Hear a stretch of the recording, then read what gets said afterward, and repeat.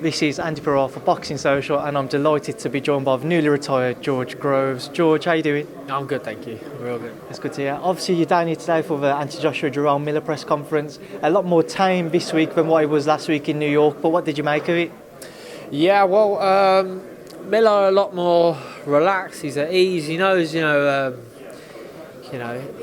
definitely knows how to communicate with people, I think, and he's over here and he knows, us Brits, we're a bit more reserved. So, he was polite. I think he was very complimentary to Anthony Joshua before, obviously, it sort of all kicked off. But Joshua seems a little bit riled up. He's obviously ready for a big fight. He's got to go stateside this time, so there can be a few different emotions stirring in his belly, I'd imagine.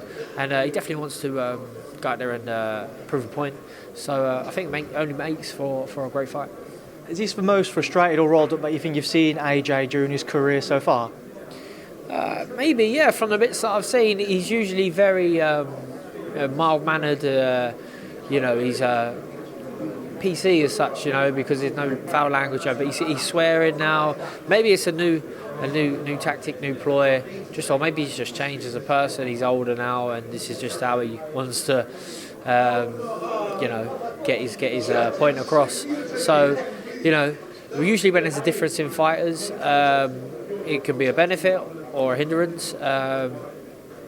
Miller will obviously see it as a benefit. Anyone who you feel is changing for your part, you're going to think he's getting under his skin or whatnot. So it's interesting. It's real interesting. But he's an experienced guy now, and Joshua. He's been involved in some huge events, and he's boxed with a lot of pressure on his shoulders for an awful long time now. So I can't see anything really phasing him.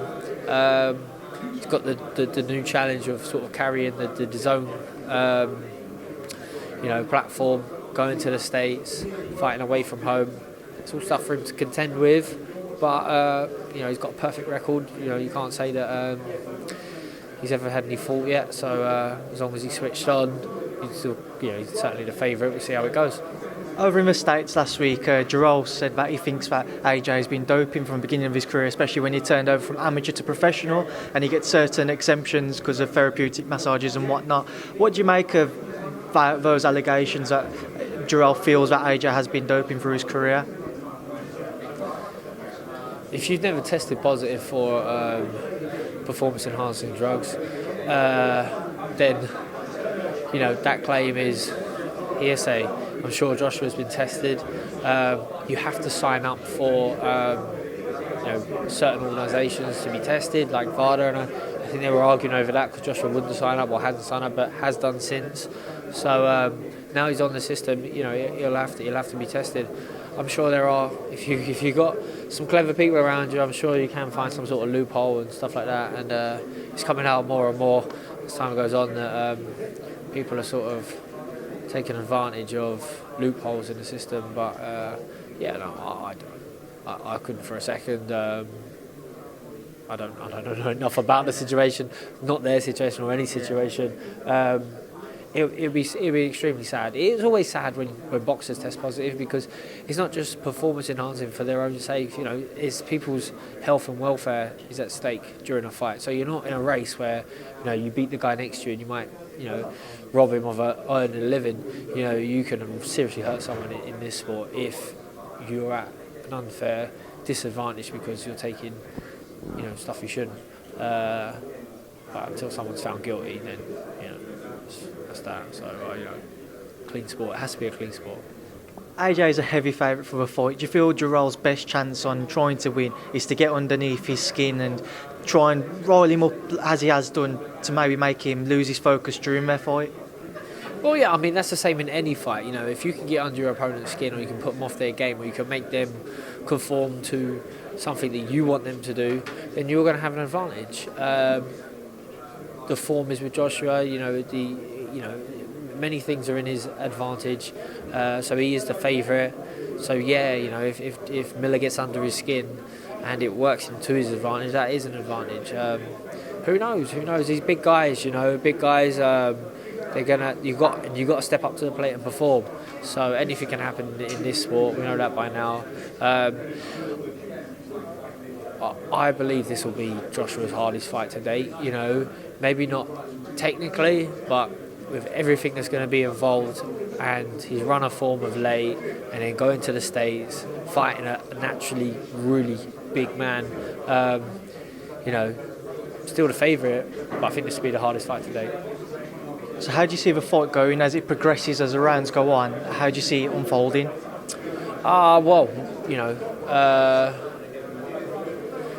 Whether either man is cautious or whether they throw, caution to the wind, I think we'll know more in the build-up to gauge, the feeling in the final, stages of build-up, camp, etc., for these fighters. I feel like anything can happen, so I don't really want to I don't want to go out too early and make a prediction.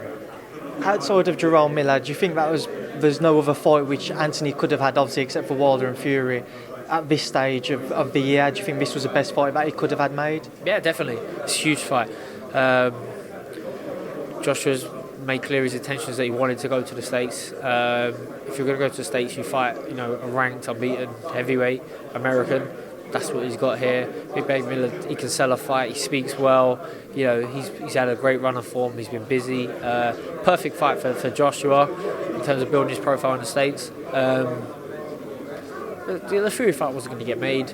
The Wilder fight, neither. The Dylan White fight wasn't going to get made.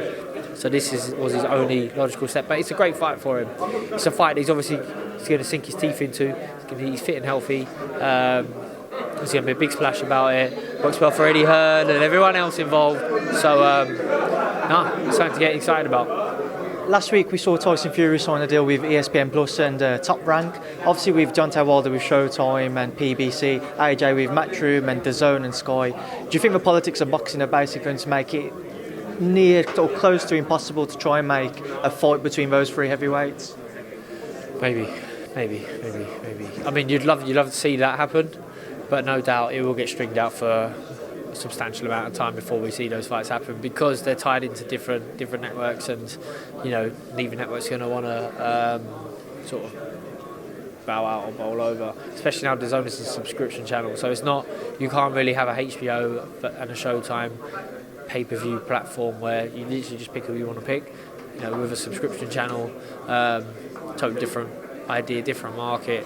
The strategies might be the same, but Fury's just inked a brand new deal. He's going nowhere soon. I'm not sure what Wilder's situation is. And Joshua has spent his whole career with Matchroom, which is now DAZN. So we'd love to see it. I think it will happen. I feel the promoters out there are capable enough of making it happen, figuring out how to do it, but it makes no sense for them to do that now. As much as the fans want to see it, we'll see it strung out for a little bit longer first. And finally, George, a bit of punditry on Saturday night. Did you enjoy it? I very much enjoyed that show. It was fantastic. Very happy for my old what is he? They're not nemesis. He was like my old opponent. Yeah, Eubank Jr. He, with the weight of the world, it must have felt for him on his shoulders. A lot of pressure. A lot of pressure going into that fight with a new coaching team and everything else. Hardest fight today on paper. Made it look easy, so fair play to him. I wish him really well. I think this opens the door for him now. As long as he makes the right steps in the right direction. This division that he's in, if it's super middleweight division, kind of wide open. You've got Caleb Plant just won a world title. You've got Anthony Durrell just won his WBC belt back. Canelo, who knows what he's going to do. Callum Smith. There's a few others out there. There's some logical fights for him. Hopefully he can steer himself in one direction for one of them, and Britain will have another world champion soon. You've shared a ring with both Junior and Callum Smith. How much of a chance would you give Junior against Callum? I just feel naturally Callum Smith's a lot bigger, boxed at a higher level for longer, and is in a tremendous run of form. Junior at the moment has just he's still bedding in a new team. He's had a high-profile win and a high-pressure win against James DeGALE, but James DeGALE is, for want of a better word, way past his best. So, I'm sure in time the reflection, the beat of James DeGALE won't be his defining moment. Junior, I'd say that for Junior, I'd avoid Callum Smith at the moment. Callum Smith's talking about fighting light heavyweights. Junior's talking about he might go back down to middleweight. So that just is enough to show that there's a bit of disparity in size, and that's enough. No fights out there that would tempt you to come back? No, absolutely not. No. I'm going to fight the winner of this, Big Baby Villa. Joshua, you see I'm trying to pile on the weight. 2025, I'm ready. George, thank you for speaking to Boxing Social. Oh, nice one, cheers.